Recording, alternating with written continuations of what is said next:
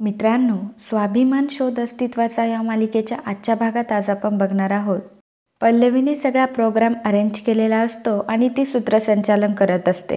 ती म्हणते की तुम्हा सगळ्यांना हा प्रश्न पडला असेल की एवढा मोठा पडदा कशासाठी. आज या पडद्यावर आपण एक गोष्ट बघणार आहोत, आपल्या मनातलीच गोष्ट. खरं तर हा पडदा म्हणजे एक आरसाच आहे. बालपण, लहान मूल हे अगदी निरागस असतं, मातीचा गोळाच जणू. त्याला जसं घडवावं तसं तो घडतो. आपल्यालाही आपलं लहानपण आठवत असेलच की. लहानपणी सगळं किती छान, किती सुंदर आहे असंच आपल्याला वाटत होतं. पण जसं जसं आपण मोठे होत जातो तसा आपल्यातला निरागसपणा, तो खरेपणा, तो हळूहळू कमी होत जातो. लहान असताना आपण एखाद्यावर रागवलं, रुसलो तर साध्या चॉकलेटमुळे पण आपला चेहरा खुलायचा. पण तेच मोठं झाल्यावर राग, द्वेष हे आपल्या मनावर अशी काही पकड मिळवतात की त्यातून आपली सुटकाच होत नाही. निरागसता, मनमोकळं जगणं हे आपण विसरूनच जातो.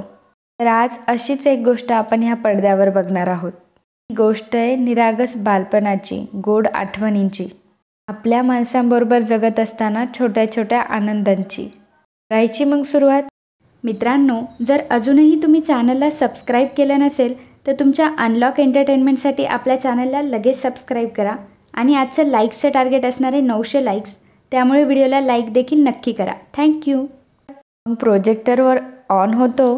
सर्वात पहिला फोटो प्रदीप काका आणि मोठ्या काकांचा असतो. त्यावर ज्योती कमेंट करते की बाबा हे तुम्ही आहेत, तुमची हेअरस्टाईल किती छान होती. दुसरा फोटो हा शांतनूचा असतो. मोठी आई मनात विचार करते की चला, हे काहीतरी मुळमुळीत दिसते, म्हणजे माझ्यासाठी काही धोका नाही आहे, चालू दे मनोरंजन. मग शांतनूचे फोटो प्ले होता, नंतर ज्योतीचा फोटो प्ले होतो. तेव्हा गीता म्हणते की मला आठवतंय की इथे मी शेजारी उभी होते, पण हिने मला शेजारी उभं राहून नाही दिलं. दादा, आठवते ना तुला? आणि मग गीताचा फोटोही पडद्यावर दिसतो. आणि मग एक एक करून असे सर्वांचेच फोटो दिसत असतात.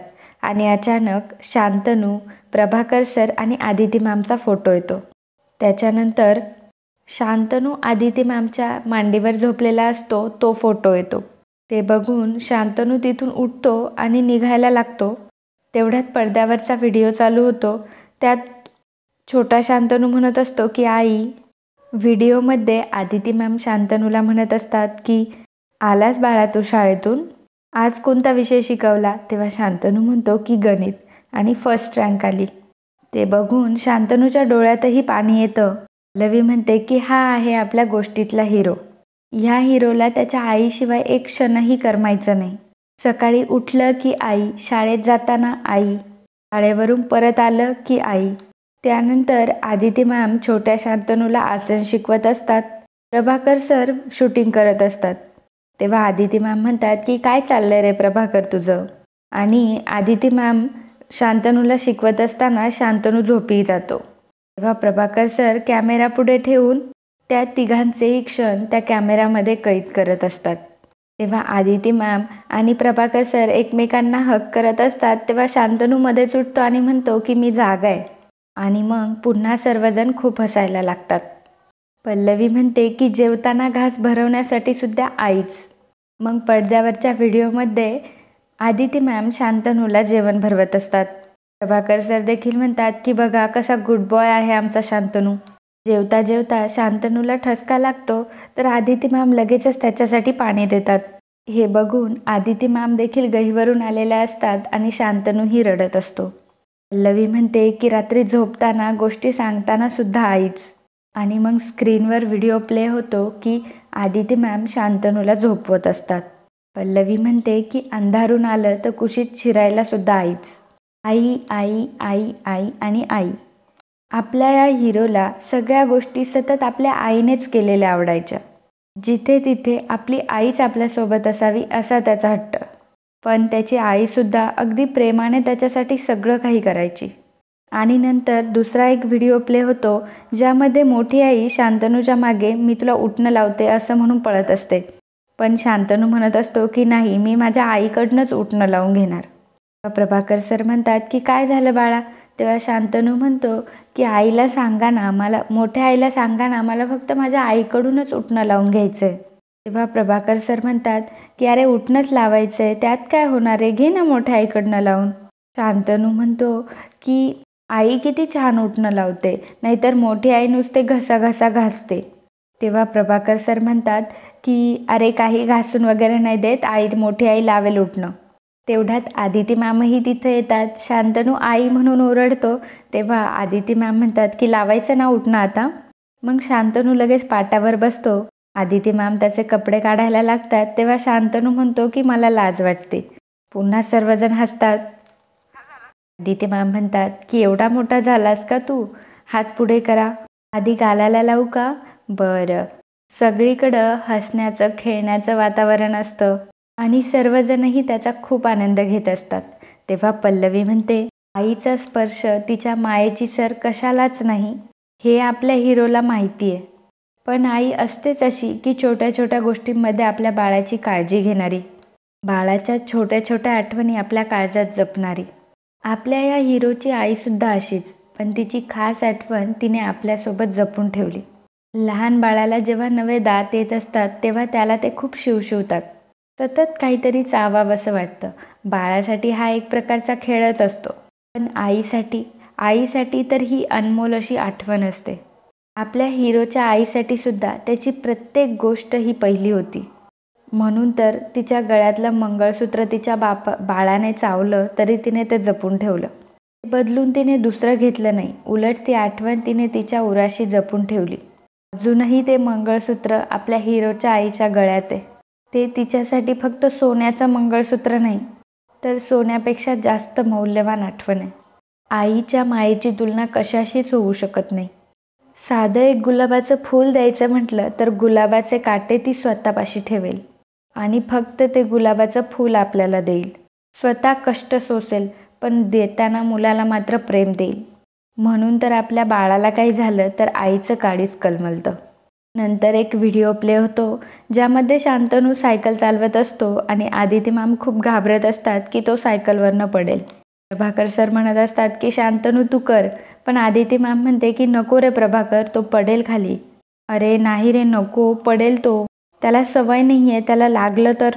आणि मग तितक्यातच शांतनू सायकलवरनं खाली पडतो. तेव्हा आदिती मॅम त्याच्या जवळ येतात आणि म्हणतात लागलं का तुला? शांतनू म्हणतो की नाही, तू असताना मला कधी लागेल का? आदिती मॅम त्याला जवळ घेतात आणि म्हणतात की नक्की नाही लागलं ना बाळा?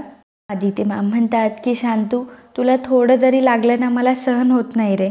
परत असं करू नकोस हा, नाहीतर मी जगूच शकणार नाही. तू माझं ऐकणार ना? तेव्हा शांतनू म्हणतो की हो आई, मी तुझं सगळं ऐकेल, प्रॉमिस. पण तू कशाला एवढी काळजी करतेस? तेव्हा आदिती मॅम म्हणतात बाळा, प्रत्येक आईला आपल्या बाळाची काळजी असते. आपलं मूल हे तिचं सर्वस्व असतं. तिचा दिवस त्याच्याजवळच सुरू होतो आणि त्याच्याच कुशीत मावळतो. तो आनंदी असला ना, तीही आनंदी असते. आणि त्याला काही झालं तर तिच्या चेहऱ्यावर वेदना येतात रे.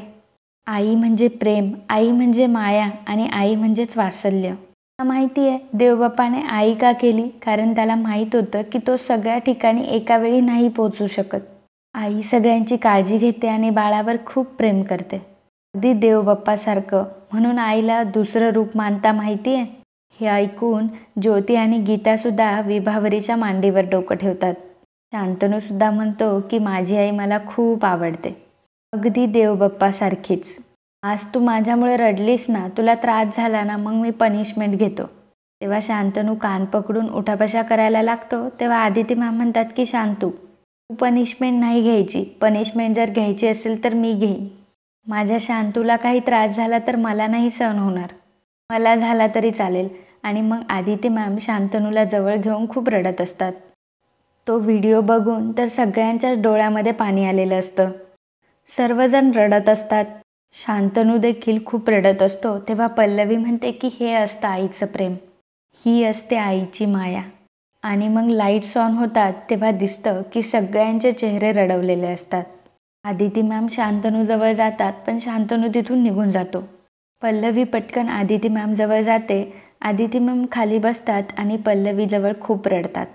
शांतनू त्याच्या रूममध्ये येतो आणि मग त्याला त्या व्हिडिओच्या गोष्टी आठवत असतात. शांतनूने आदिती मॅम आणि त्याचा फोटो फाडून एका डायरीमध्ये ठेवलेला असतो. तो फोटो काढतो आणि त्या फोटोला जुळवतो. तो फोटो पूर्ण झाल्यावर शांतनू अजून रडायला लागतो. आणि मग पुन्हा सर्व बाजूला सारून देतो. शांतनू गणपती बाप्पाची मूर्ती हातात घेतो आणि म्हणतो, आयुष्यात तू जे काही ठरवतोस तेच सगळं होतं. मग नक्की काय आहे तुझ्या मनात? का हा खेळ मांडलायस तू? एखादं नातं तोडणं किंवा जोडणं हे तुझ्यासाठी खूप सोपं असेल. पण तुझ्या ह्या खेळामुळे माझं आयुष्य अशा टप्प्यावर थांबलंय की काय चुकीचं आणि काय बरोबर हेच मला कळत नाही. जेव्हा मला माझ्या आईची सगळ्यात जास्त गरज होती तेव्हा ती माझ्यासोबत नव्हती. आणि आता ती नसल्याची मी सवय करून घेतली तर ती माझ्यासमोर आली आहे. कसं ॲक्सेप्ट करू मी हे? जे नातं मी माझ्या मनातून कायमचं पुसून टाकलं आहे ते कसं ॲक्सेप्ट करू? पल्लवी शांतनूला बाहेरून सगळं बघत असते तेव्हा शांतनू म्हणतो की मी नाही ॲक्सेप्ट करू शकत. आणि मग पल्लवी शांतनूजवळ येते आणि पल्लवी शांतनूला जवळ घेते. तेव्हा शांतनू देखील पल्लवीला घट्ट मिठी मारतो आणि खूप रडतो. पल्लवी म्हणते की शांतनू अहो किती अस्वस्थ होताय तुम्ही. तुमचं तुमच्या आईवर किती प्रेम आहे म्हणूनच तुमच्या डोळ्यातले हे अश्रू थांबत नाही आहेत. आईबद्दलचं प्रेम ही उणीव आधी कशी नाही जाणवली तुम्हाला? तुम्ही तुमच्या आईला विसरला नाही हे मात्र मला जाणवतंय. तुमची आई तुम्हाला अजूनही तितकीच जवळची आहे. शांतनू अगदी लहान मुलासारखा पल्लवीच्या कुशीत रडत असतो. मग शांतनू जरा सावरतो, बाजूला होतो तेव्हा पल्लवी म्हणते, इतक्या वर्षांचं जे मनात साठवून ठेवलंय ते प्लीज बाहेर पडू द्या. प्लीज मनात काही दाबून नका ठेवू. मी आहे जवळ, माझ्याशी मोकळं करा. प्लीज स्वतःला अडवू नका आता. तेव्हा शांतनू उठतो आणि बाहेर निघून जातो. आणि मित्रांनो, आजचा भाग इथेच संपतो. पुढील भागात आपल्याला पाहायला मिळणार आहे, पल्लवी म्हणते की मी लावलेल्या दिवाळीच्या फटाक्यांनी तुमच्या खोटारडेपणाला चांगलेच हादरे बसलेले दिसतात. मोठी आई म्हणते की कितीही आटापिटा कर, पण शेवटी मी सांगेल तेच शांतनूला खरं वाटतं. इकडं मोठे काका धावत पळत शांतनूच्या रूममध्ये येतात आणि म्हणतात की शांतनू तुझी मोठी आई. मग शांतनू लगेच धावत पळत मोठ्या आईच्या रूमकडे जातो. तेव्हा मोठे काका म्हणतात की वा सुपर्णा. मित्रांनो, कालच्या एपिसोडमध्ये पहिल्या 3 तासात कमेंट करणारे आपले दर्शक होते साक्षी जाधव, रोहिणी मगार, अशोक डुंबरे, राणी बेलोटे, ज्ञानेश्वर आचारी, आर्या, मंदारवी बोधारे, प्रिया शिंदे, नमिता चिक्रमाने, प्रमोद पंडित, योगेश टोनसाळी, निवृत्ती बोकमुरकर, अपूर्वा पाडाळकर, गोविंद परब, सुशील डावरे, योगेश टोनसाळी, गौरव झिने, पूनम पाटील, नेहा जे, गीता आर, माधुरी पाटील, भास्कर दहाले, वंदना तांबडे, अश्विनी मुंडे, नीलम गीते, संजना मोरे, कैलास जाधव, सुनीता एवाले, संजय वैद्य, मानसी राऊत, वर्षा चौगुले, रेश्मा राहते, रेश्मा भगत. त्याचबरोबर मित्रांनो, अजूनही आपल्या प्रेक्षकांनी खूप छान कमेंट केल्यात. तर अशाच कमेंट करत राहा आणि तुमचं प्रेम असंच असू द्यात. धन्यवाद.